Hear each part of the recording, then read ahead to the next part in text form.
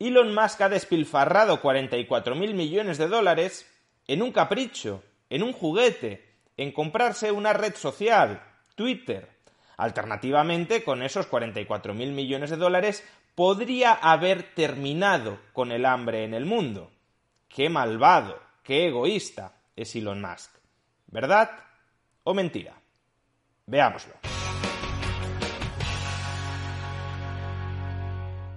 La adquisición de Twitter por parte de Elon Musk está poniendo muy nerviosa a mucha gente que probablemente ve cómo se les acaba el chollo de la moderación de comentarios ideológicamente sesgada.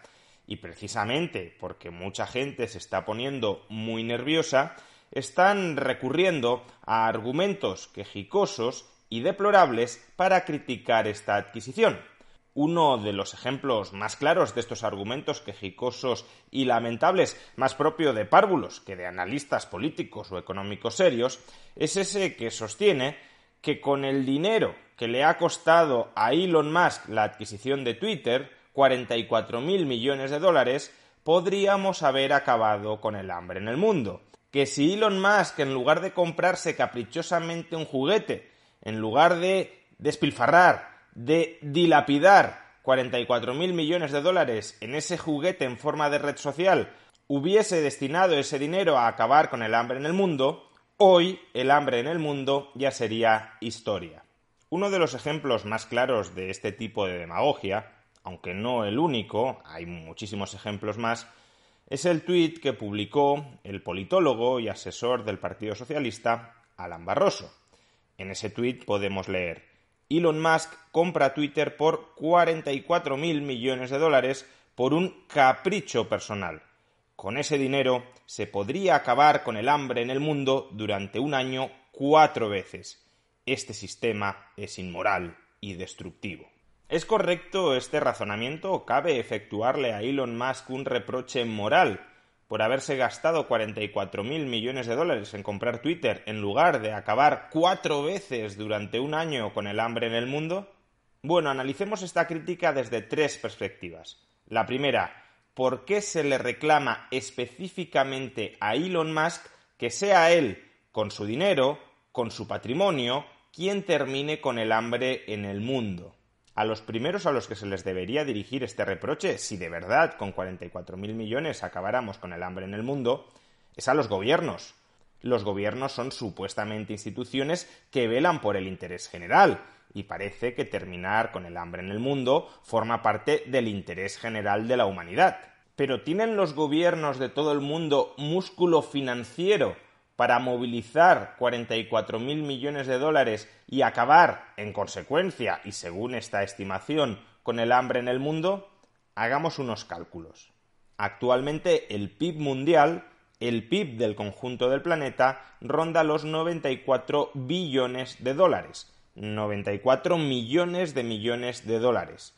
Si suponemos que el gasto público promedio en el conjunto del planeta rondará el 25 o 30% del PIB, un porcentaje en todo caso conservador, porque en la Unión Europea, en Estados Unidos, incluso en China, ese porcentaje está por encima del 30%, en algunas partes bastante por encima del 30%, pero bueno, si suponemos que el gasto público mundial ronda entre el 25 y el 30% del PIB, estaríamos diciendo que el gasto público en el conjunto del planeta se ubicaría entre los 24 y los 28 billones de dólares. Por tanto, si fuera verdad que con 44.000 millones de dólares se acaba con el hambre en el mundo, bastaría que los gobiernos del conjunto del planeta destinaran entre el 0,15% y el 0,18%, según la estimación que hagamos de gasto público global, entre el 0,15% y el 0,18% de todo su presupuesto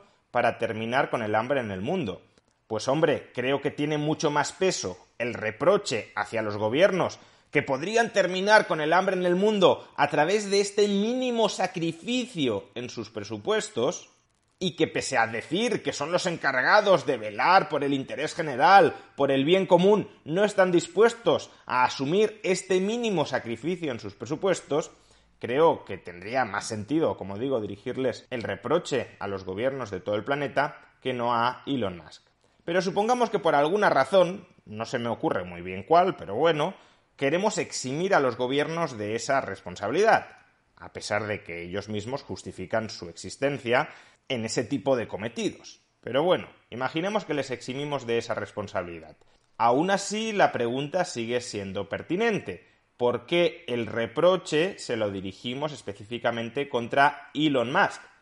Al fin y al cabo, lo que ha hecho Elon Musk con esos 44.000 millones de dólares no ha sido quemarlos, no ha sido destruirlos. Lo que ha hecho ha sido comprar Twitter. Si compra Twitter con 44.000 millones de dólares, significa que quienes venden Twitter ahora tienen 44.000 millones de dólares en sus bolsillos. Por tanto, también cabría reprocharles a los vendedores de Twitter: ahora que habéis hecho caja vendiendo, liquidando Twitter, ¿por qué no destináis esos 44.000 millones de dólares a acabar con el hambre en el mundo? Esa riqueza, ese dinero no ha desaparecido. Estamos ante un simple intercambio de riqueza. Elon Musk ha transferido parte de su riqueza a los antiguos propietarios de Twitter para que estos le transfieran su riqueza, Twitter, a Elon Musk. Por tanto, esa riqueza sigue potencialmente ahí para acabar con el hambre en el mundo. Pero no vemos a nadie reprocharles a los vendedores de Twitter, pese a las plusvalías que habrán logrado, que sean ellos quienes terminen con el hambre en el mundo. Ni a los gobiernos, a pesar de que es su responsabilidad, ni a los vendedores de Twitter, a pesar de que han obtenido ganancias, de que han hecho caja, de que tienen el efectivo disponible y por tanto también podrían utilizarlo para esa finalidad. Ni a unos ni a otros. ¿Por qué? Pues porque el objetivo real de estas críticas no es deplorar la oportunidad perdida para haber acabado con el hambre en el mundo. No. El objetivo de estas críticas es deshumanizar a Elon Musk para deslegitimar su adquisición de Twitter. Utilizan el hambre en el mundo, el drama, la tragedia del hambre en el mundo, como ariete contra Elon Musk. Pero el hambre en el mundo, en el fondo, se la trae bastante al pairo. Segunda cuestión a examinar. ¿Es verdad que con 44.000 millones de dólares acabaríamos con el hambre en el mundo?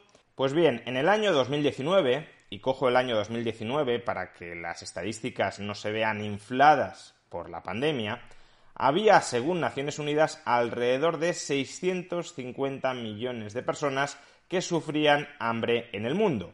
Una cifra que había venido cayendo de manera persistente, pero que aún así es una cifra muy elevada. 650 millones de personas.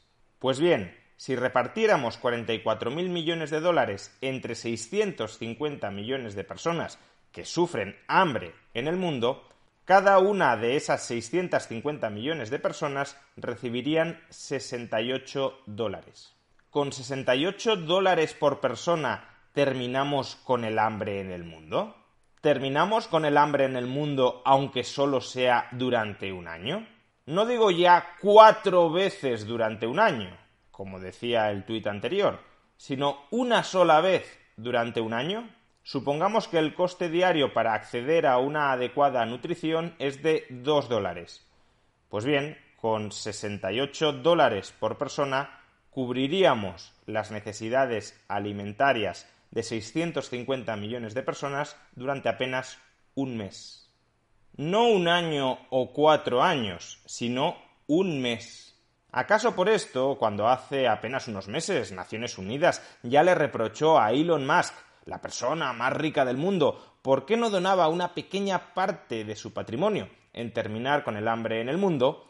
Elon Musk les contestó: si presentáis en público un plan detallado donde expongáis cómo vais a gastar cada dólar que me estáis solicitando para terminar con el hambre en el mundo, un plan que sea transparente y trazable para que no haya corruptelas implicadas, yo efectúo esa donación. Pues bien, Elon Musk todavía está esperando ese plan. Pero, por último, el tercer argumento que cabe examinar es el siguiente.